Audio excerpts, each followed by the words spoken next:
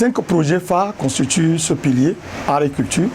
Premier, c'est le lancement d'un programme national d'excellence artistique pour promouvoir les artistes à fort potentiel au niveau national, les encadrer et leur offrir une rémunération sur une durée et les accompagner à être visibles au niveau international et se rendre autonomes. Deuxième pilier, c'est la mise en place d'un port franc des arts et de la culture, un espace sécurisé et exempté de toute taxation immédiate pour attirer les professionnels des arts ou les marchands d'art au niveau international et pour visiter notre pays. Troisième pilier phare, c'est le déploiement de ce qu'on appelle un calendrier culturel national. Et un calendrier culturel annuel qui va permettre d'organiser des spectacles, des arts au niveau national dans tous les pôles régionaux du territoire qui se promet d'être développé et mis en place. Quatrième projet phare, c'est la création de nouvelles maisons de la culture qui sera aussi adossée au pôle de développement, au pôle régional territorial qui est promis d'être mis en place. Et cinquième proposition, c'est la reconversion des anciens cinémas emblématiques en maisons, en centres culturels et de proximité. Nos cinémas emblématiques, je veux nommer Ciné Le Borgo, Ciné Sabari, Ciné Bopessi, Ciné Riakari, Ciné Ciné Le Bénin, Ciné Concorde et j'en passe. Ces centres de cinéma emblématiques vont être transformés en maisons de la culture.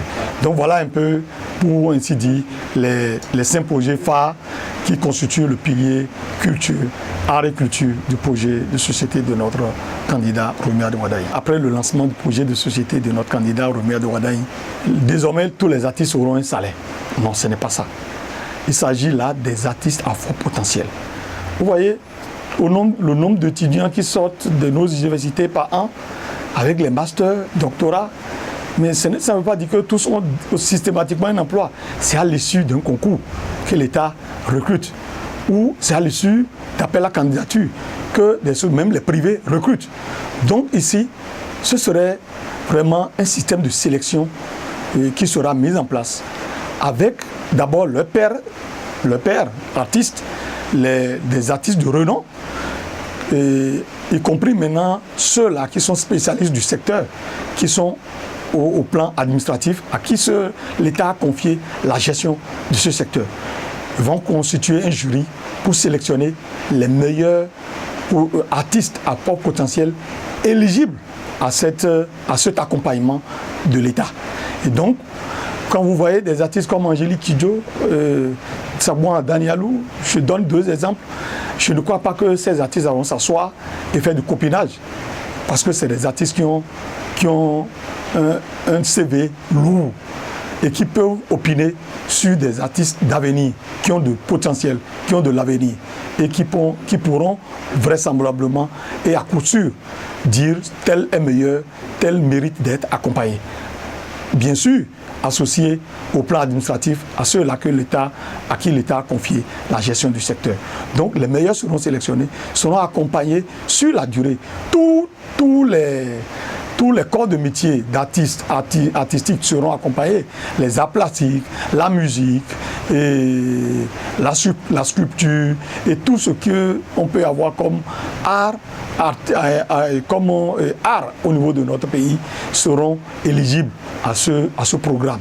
Et donc, on va les accompagner, ils auront un salaire, ils auront une rémunération, ils auront un système d'accompagnement, même en compétences, en renforcement de compétences et en organisation de spectacles, aussi bien à l'international qu'au niveau national, à telle enseigne qu'au bout d'un processus d'une durée, ceux-là sont autonomes, sont lancés et peuvent se prendre en charge et peuvent voler de leurs propres ailes. Et donc ce serait de façon successive. Chaque année, d'autres artistes vont rentrer dans les rangs, et ce n'est pas dans les rangs pour voter, mais vont rentrer dans la liste pour être éligibles à ce programme. Le deuxième projet sur lequel je voudrais opiner, et ça va me faire glisser sur un troisième projet, c'est ce que j'ai appelé la création de nouvelles maisons de la culture qui seront adossées au pôle de développement territorial et au niveau de nos régions.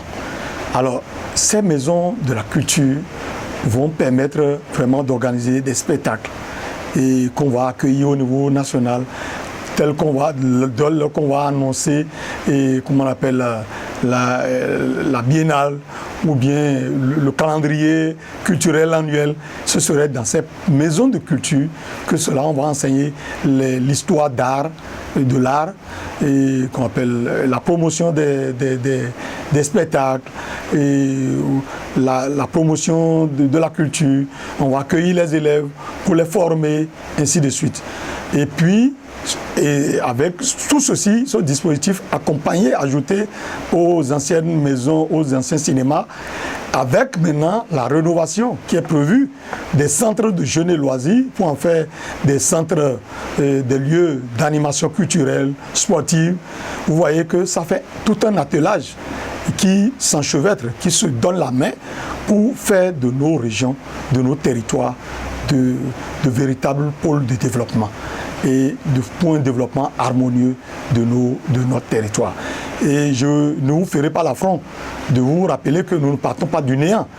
Et pour le petit rappel, il y a plus de 1000 formateurs culturels sont déversés dans les 77 communes du Bénin. Nous avons les classes culturelles dans toutes les 77 communes de notre pays. Et ces 1000 acteurs et formateurs culturels forment nos élèves et permettent déjà à 30 000 élèves d'être impactés par tout ce qui concerne l'art plastique, la musique, le théâtre, ainsi de suite, dans nos pays et dans les communes. Et donc, vous voyez que c'est un vivier qui se forme, c'est des talents qui sont suscités et qui vont bénéficier de tout ce dispositif qui sera mis en place. Et donc, un réceptacle, j'allais dire, pour accueillir tous ceux-là qui ambitionnent de faire carrière ou de développer leurs talents au plan culturel et artistique pour notre pays. Donc désormais, à la fin du mandat, on ne dira pas si quelqu'un a de l'ambition, a des talents cachés en art et en culture, verra son talent, aura un dispositif, aura un réceptacle, aura un cadre pour faire exprimer et pour faire éclore son talent. Je voudrais dire à la population béninoise, aux femmes et aux hommes, aux filles et aux garçons, aux filles et aux fils de ce pays, que ce projet de société que le candidat Romuald Wardani vous propose est un projet ambitieux, c'est un projet audacieux, c'est un projet qui est la réponse à vos cris de cœur, qui a été entendu par le gouvernement qui est en train de finir son mandat de 10 ans. Pendant les 10 ans, des réformes ont été engagées. On vous a demandé de serrer la ceinture. Nous avons tous serré la ceinture. Maintenant, nous avons atteint un niveau de croissance qui permet une redistribution générale de toute la plus-value de nos croissances, de notre croissance atteinte. Alors, je vous invite à soutenir durablement ce projet de société pour un mieux-être de nos populations et de nos contrées. Je vous dis que cela est essentiel. Pourquoi? Parce que ça va changer durablement Ce projet de société va changer durablement le visage de notre pays et va transformer radicalement la destinée de notre pays. Je vous invite à soutenir ce projet et à en faire votre breviaire pour évaluer avec nous le chemin parcouru. La phase que nous entamons, c'est la phase vraiment de redistribution réelle de la richesse. Et on veut faire face à l'éradication de l'extrême pauvreté. Il faut y croire, il faut le soutenir. Je vous remercie. Abonnez-vous à la chaîne MP Vision TV et activez la cloche de notification pour ne plus rater nos vidéos.